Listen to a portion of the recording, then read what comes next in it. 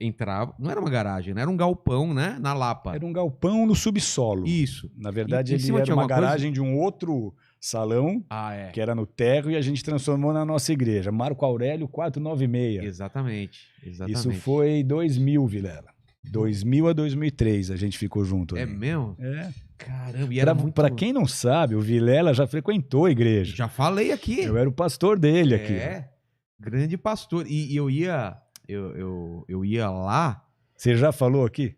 Já falei aqui, falei aqui, inclusive já te convidei no ar que faz assim, mas eu vou trazer o Rina e tal, porque o pessoal pede muito, né? Uhum. Porque veio o Iago aqui, foi muito legal o papo com o Iago Martins, o pastor. Eu falei, vou trazer o Rina, faz tempo que eu não falo com ele, mas a gente se fala no Instagram. Aliás, era mais fácil falar contigo no Instagram do que no qualquer WhatsApp. outra coisa. É verdade. E aí, porque sempre comentava as piadas e tal. Porque a gente ficou anos sem se ver, a gente ficou muito próximo um tempo, depois a gente se afastou e a gente voltou a se falar porque eu te achei no Instagram e comecei a assistir os seus stand-up, chorar de dar risada e comentar tudo, né? Foi aí que a gente retomou contato. E é louco, sabe por quê? Porque quando eu entrei na igreja, minha base é católica, né? Minha mãe, muito católica, aliás, ela tá aqui, meu pai e minha mãe estão morando na minha casa esse tempo de pandemia aí. E eu fui criado numa base muito, muito católica, sabe? Católica, minha mãe zerava o terço, tinha desbloqueado o santo que nem existe, ainda ela desbloqueou, de tanto que ela era fervorosa. E eu lembro que quando eu comecei a ir na igreja evangélica, a gente meio que tretou, assim, sabe? Assim, teve um conflito, assim, porque ela falou, tipo, eu não te ensinei direito, sabe? Criou um negócio... Onde é que eu errei, né? Onde é que eu errei pra você virar protestante? Porque ela não entendia como que era... que era a mesma coisa. Exato. Os ensinamentos eram o mesmo. Ela achou que eu ia mudar totalmente e que a gente ia brigar. E aí, quando ela entendeu que era a mesma coisa, que os ensinamentos são os mesmos e tal, aí a gente começou a se dar melhor do que antes que a gente se dava. Que bom. Porque a Igreja Católica, pra mim, eu sempre fui... como que é? Crisma, né? Batido, tudo. Eu fiz todos aqueles cursos e tal. Mas nunca foi uma coisa muito de escolha minha, né? E quando eu pude escolher a igreja que eu fui lá, e pra quem não sabe, pra quem nunca foi no Bola, agora faz tempo que eu não vou, mas era uma prancha. Continua. Isso mantém. Pode ser a igreja do tamanho que for. Qualquer igreja que forem do Bola vai ter a prancha. No mundo inteiro, mesmo? o púlpito é a prancha. Era uma long? É um long, porque nossa igreja começou num salão emprestado lá no Brás, que era... o salão de workshops da Ripco e da HD, eram duas marcas de surfwear. No primeiro culto, eu falei, poxa, e onde é que eu apoio a prancha agora? Isso aqui não é um lugar preparado para a igreja.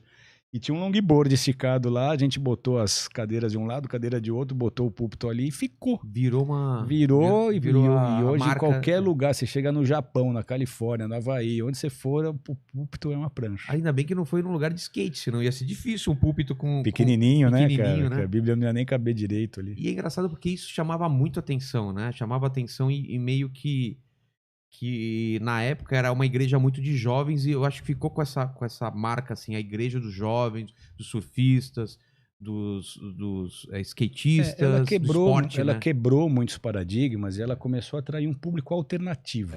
Não necessariamente exclusivamente surfistas, mas muitos surfistas, Roqueiro. porque eu surfava, Denise surfava, todos os líderes, a maioria pegava onda. Roqueiros, que foi a época que chegou o Catalau, que era do golpe de Estado, verdade. que começou a cuidar para mim da igreja lá de Boiçucanga. Verdade. Então ela sempre atingiu um público mais alternativo que não queria tanta formalidade na hora de buscar Deus por já ter tanta formalidade no dia a dia. Então, foi isso que me espantou no começo. Eu vou falar da minha experiência, não sei se eu já contei isso pra você. Posso falar você, claro, né? A gente já se conhece tanto tempo, sim. né?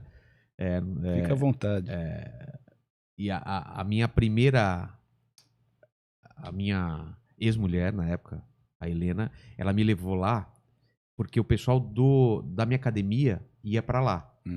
Eu não Roger, lembro. o Enzo. O Roger, o Enzo. O Roger tá lá até hoje. Tá lá até hoje, então. O Enzo Foram saiu, eles... voltou, tá lá comigo, Então, eles iam lá. E eu fui com todo o pé atrás do mundo. Eu imagino. Não sei se eu te contei isso. Quando é que o pastor vai pegar meu dinheiro? Exatamente. Quando é que vai me fazer uma lavagem que eu falei? cerebral? Eu vou sentar lá no fundo. Qualquer coisa a gente... corro. Eu corro, exatamente. Começaram... Colocarem a mão na minha carteira, se passarem um saquinho lá, e dá 10%, e não sei o que e tal. E eu fui com todo o pé atrás. Aí fui lá.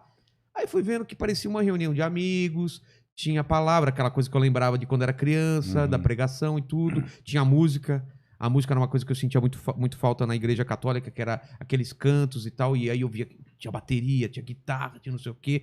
E era um lugar pequeno com muita gente, já sempre foi assim, desde E a a primeira vez. música dentro da bola também é muito, É muito uma área muito importante, forte. né? E aí isso me pegou assim, falei, cara, eu senti uma coisa diferente, assim. Então eu acho que a minha história pode ser de muitas pessoas que já devem ter relatado isso pra você, né? Uhum. De entrar com todos os pés atrás, assim, com... A grande maioria, na verdade, né? Por que você acha isso? Porque foi criada uma Porque ideia de que... a opinião se forma com base naquilo que você tem de informação. E a informação é muito negativa. E aquilo de mídia, são os escândalos, é todo aquele lado pejorativo. Então, você chega desconfiado, isso é muito natural. Mas o gostoso é ouvir histórias como a sua, de pessoas que tiveram a oportunidade de conhecer e quebrar essas barreiras, daí ter a sua experiência pessoal. É.